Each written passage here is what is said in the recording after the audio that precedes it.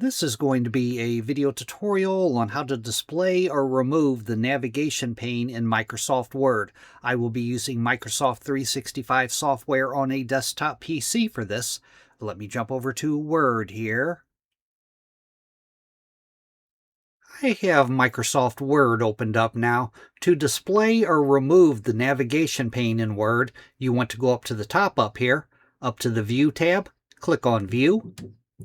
And then in the Show area here, right here, Navigation Pane, as you can see, I do not currently have it enabled. The box is not checked, but to enable it, you just check that box. And now, as you can see on the left-hand pane here, here's the Navigation Pane. It has different tabs up here, headings, pages, results. There's a little search box up here, and to disable it, to remove it, you just uncheck that box. That is how to display or remove the navigation pane in Microsoft Word. Thanks for watching.